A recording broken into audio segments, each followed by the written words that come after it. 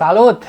Astăzi voi supraînsămânța această peluză de 250 de metri pătrați, o supraînsămânțare de primăvară. Cu toate că cea mai eficientă supraînsămânțare este cea de toamnă, totuși, din anumite motive, trebuie să facem supraînsămânțarea și primăvara. În descriere veți găsi un videoclip despre supraînsămânțarea de toamnă cu toate etapele și detaliile aferente acesteia. Astăzi vom vorbi despre supraînsămânțarea de primăvară, pe care eu personal o împart în două categorii. Prima parte a primăverii, respectiv până în jurul datei de 15 aprilie, este mai rece, germinarea este foarte lentă pentru că solul este rece în urma iernii și gazonul în schimb crește foarte repede pentru că se află în plin boom de creștere de primăvară. Partea a doua a primăverii, solul este cald, germinarea este foarte rapidă, dar este perioada în care sunt ploi torențiale și apar buruienile. Fie că alegeți în prima parte sau în a doua parte a primăverii, veți avea anumite probleme pe care, bineînțeles, le puteți rezolva mai târziu.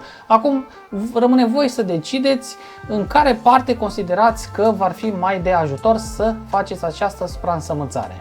Legat de folosirea îngrășământului starter, dacă vă uitați pe imaginea alăturată, în prima parte este acel boom de creștere natural, gazonul va crește foarte repede, în schimb de germinat va germina mai lent, mai încet pentru că solul este rece. În a doua parte a primăverii, în care fac și eu această supraînsămânțare, vă recomand să folosiți îngrășământul starter, pentru că gazonul a ajuns la apogeu, a produs acele tije și el a trecut de acel boom de creștere pentru că se apropie de perioada de stres de vară. Ce vom face astăzi? Gazonul este deja tuns la 3 cm, vom scarifica pe două direcții. Scarificarea o vom face la cea mai joasă treaptă pentru că avem nevoie ca solul să fie foarte bine curățat. Și între scarificări și după a doua scarificare vom aduna resturile și apoi vom tunde. Ca semințe vom folosi Barenbrunk Resilient Blue Loan. Voi aplica 25 de grame pe metru pătrat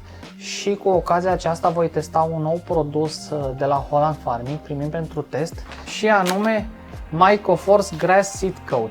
Aceștia sunt fungi benefici pentru gazon. Pentru supraînsămânțare se folosesc 30 de grame de produs pentru 100 de metri pătrați, care îl amestecați cu semințele aferente acestei suprafețe, iar la însămânțare se folosesc 60 de grame pentru 100 de metri pătrați, amestecat cu semințele aferente suprafeței respective. Este foarte important ca înainte de semănare sau supraînsămânțare, cu 2 săptămâni, respectiv la 2 săptămâni după semănare, să nu folosiți fungicide, pentru că aceștia sunt fungi benefici și avem nevoie de ei pentru a ajuta flora din subsol. În cel mai rău caz am pregătit aici Previcur Energy, care se folosește în perioada aceasta când semănăm în perioadele calde sau supraînsămânțăm pentru a preveni căderea plântuțelor. Pentru mai multe detalii despre boli ale gazonului,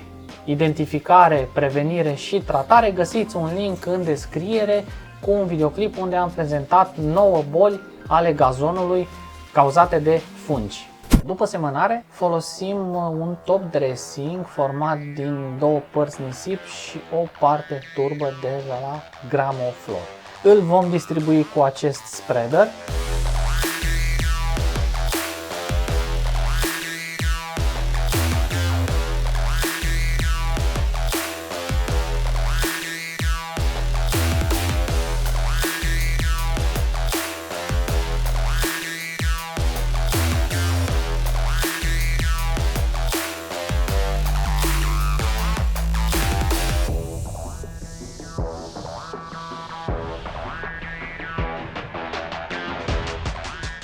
Mai apoi vom folosi nivelatoarele de gazon pentru a încorpora top dressing-ul în gazon.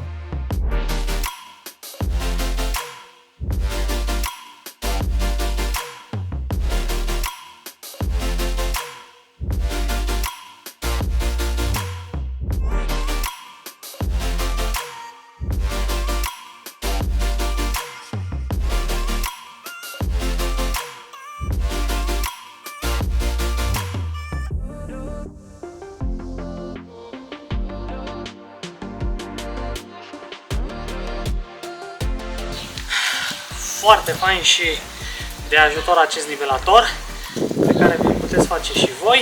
Veți găsi link în descriere cum să-l faceți acasă.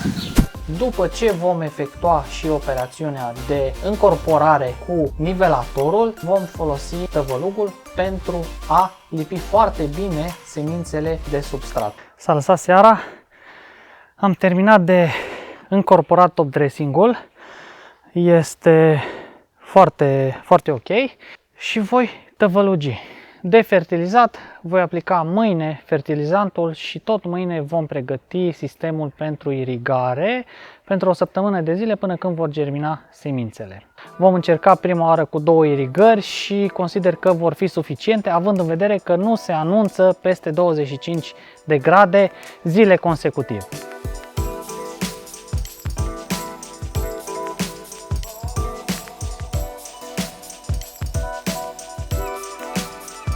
După ce am încorporat top dressing-ul și am trecut cu tăvălugul, apoi vom folosi îngrășământul Starter New Grass de la Landscaper.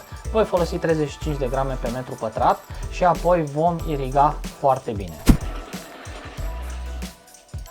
Iată-ne și a doua zi. Se pare că este mai norat astăzi și vor fi ceva precipitații în următoarele 2 zile, deci probabil că nu vom abuza de sistemul de irigat. Distribuim îngrășământul și apoi vom da o udare scurtă.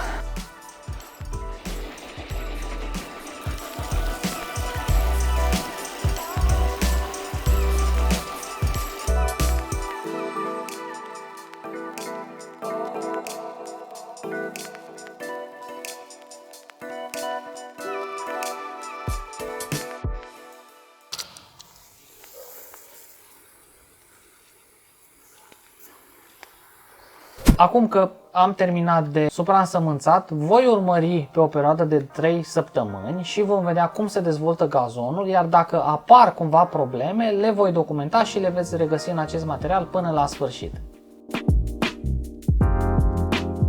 Iată-ne și la o lună după supraînsămânțare.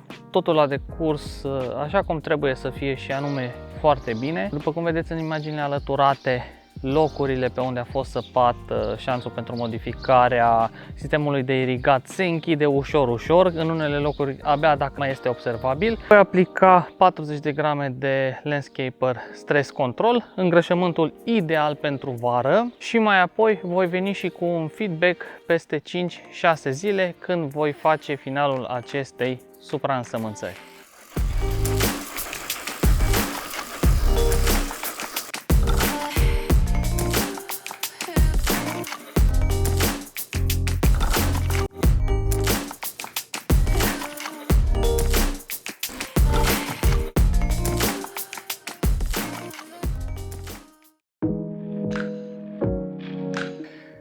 Dragi prieteni, acesta este rezultatul supraînsămânțării. După cum vedeți, gazonul arată impecabil. Mai sunt unele locuri unde poate că nu este perfect, dar ținând cont că acest gazon este traficat aproape toată ziua, se joacă fotbal pe el, există câini, există pisici, bineînțeles că mai avem și dog spots, petele de urină, dar în proporție de 90% arată după cum îl vedeți. Așadar, dacă v-a plăcut acest material și vreți și voi și vă ajută să vă inspirați, să vă renovați propriul gazon, puteți apăsa butonul like, puteți distribui acest material și până data viitoare nu uitați că iarba crește pe câmp și gazonul în curtea voastră.